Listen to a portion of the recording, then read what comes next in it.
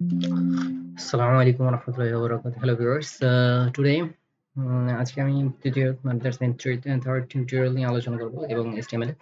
So আমি একটু fast bowler try করব। সো HTML ট্যাগ এবং গতগুলো টিউটোরিয়ালগুলোতে আমরা HTML কি এবং HTML ট্যাগগুলো নিয়ে আলোচনা করছি, বেসিক স্ট্রাকচার বা হেডিং বা বডি ইত্যাদি নিয়ে আলোচনা করছি। তো আজকে আমরা ট্যাগ নিয়ে আলোচনা করব। ইমেজেস ট্যাগ, এবং অবজেক্ট ট্যাগস, এই ট্যাগগুলো দিয়ে সাধারণত ইমেজেস ট্যাগ করা হয় এবং আমি এক্সাম্পল দেওয়ার ট্রাই করবো ইনশাল্লাহ।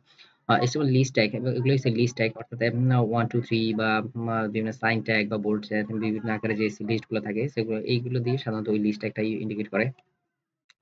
এরপর আছে টেবিল ট্যাগ। সো HTML এ আমরা যদি কোনো টেবিল দিতে চাই, অর্থাৎ বিভিন্ন ওয়েবসাইটে দেখা যায় যে কোনো রেজাল্ট টেবিল বা ইত্যাদি আকারে যে টেবিলগুলো থাকে, সেই টেবিল ট্যাগটা আমরা চাইলে এই টেবিল ট্যাগকে ইউজ করে এইগুলো টেবিল আর টেবিলের রো, টেবিলের কলাম বা হেডলাইন বা টেবিলের হেড ইত্যাদি, টেবিলের বডি, টেবিলের হেড ইত্যাদি, টেবিলের ফুট, কলাম ইত্যাদি, এগুলো দিয়ে সাধারণত টেবিলের ট্যাগগুলোকে ইন্টিগ্রেট করা হয়। এবং ক্লোজিং ট্যাগ এবং এগুলো দিয়ে সাধারণত ক্লোজিং এবং ওপেনিং এবং ক্লোজিং ট্যাগ রয়েছে। সো HTML এর form tags, it's very important. বিভিন্ন ওয়েবসাইটে বা কমার্শিয়াল ওয়েবসাইটে আমরা দেখি যে একটা ফর্ম থাকে, ফর্ম ফিল আপ থাকে এবং তাকে কিছু পারচেজ করতে হলে সেগুলো কিনে।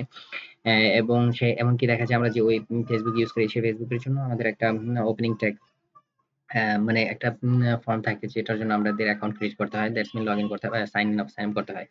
তো এইগুলা আমরা form, input, text area, select, option group, button, লেভেল, fieldset and legend. So এগুলোর জন্য এগুলো ইউজ করে আমরা কোনো ফর্ম ফিল আপ করি।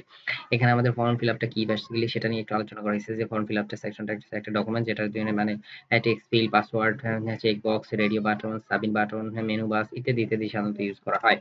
ওকে, এরপর আসি এই যে ফর্মটা কেন ইউজ করা হয়, এটা আমি ইতিপূর্বে আলোচনা করছি যে সাধারণত আমরা কোনো বিভিন্ন কমার্শিয়াল সাইট হোক বা অ্যাকাউন্ট হোক বা ইউজার অ্যাকাউন্ট আইডেন্টিফিকেটিভ বা ইউজার আইডেন্টিফাই, এক্ষেত্রে আমাদের এই ফর্ম ফিল আপটা করা হয়। ওকে, সো এখানে HTML ফর্মের এলিমেন্টে কিছু একটা এলিমেন্ট দেওয়া হয়েছে, মানে এখানে একটা এক্সাম্পল আছে। আমি অবশ্যই আপনাদেরকে একটা ফর্ম টেবিলের বা এবং ফর্মের একটা স্ট্রাকচার দেখাবো। সো এরপরে আছে যে HTML form element with another example. So এখানে আরেকটা এক্সাম্পল দেওয়া আছে, আমি একটু প্র্যাকটিক্যালি আপনাদেরকে দেখাবো যে আসলে ওকে। তো আমরা এর পরেরটা আমরা আজকে চতুর্থ টিউটোরিয়ালটাও একটু দেখে নিব। হ্যাঁ, HTML ফর্ম টাইপ গুলা আমরা দেখছি, এটা অলরেডি ইতিমধ্যে এটা দেখছি যে কিভাবে ইনপুট অ্যাপ্লাই করতে হয়। এবং বিশেষ করে এগুলো আপনার মনে রাখবেন, text area, level, field set, legend, select, এইটা দিয়ে কি করে এখানে সুন্দর করে লেখা আছে যে ফর্ম ফিল আপটা input, it defines an input in control, অর্থাৎ আপনি কোনো ইনপুট নিতে চাইলে এই ইনপুট ট্যাগটা ইউজ করা হয়। এবং এটার ক্লোজিং ট্যাগ আছে টেক্সট এরিয়া, অর্থাৎ it defines multiline input control, অর্থাৎ আপনি একাধিক লাইন যদি নিতে চান আপনার কাস্টমার কাছ থেকে বা ইউজারের কাছ থেকে, সো সেক্ষেত্রে আমরা এই টেক্সট এরিয়াটা ইউজ করে থাকি। লেভেলটাও ডিফাইন্স লেভেল for an input element, field set, it groups the related element in form. Okay, so এই select, it defines the drop down list, অর্থাৎ এটা ড্রপ ডাউন লিস্টের জন্য সিলেক্ট করা হয়। এরপর ফর্ম ট্যাগের জন্য অপ্ট গ্রুপ, অর্থাৎ it defines a group of related options in a drop down list. Option, it defines an option in a drop down list. এবং button, it defines a clickable button, অর্থাৎ আমরা বিভিন্ন সময় দেখি যে আমাদের লেখা হয়ে গেলে বাটনে এবং শেষ নিচে একবারে চূড়ান্ত একটা বাটন থাকে। সো সেই ক্ষেত্রে আমরা এই বাটন ইউজ করে থাকি, এই যে এই ট্যাগটা ইউজ করে থাকি, ডাটা লিস্ট।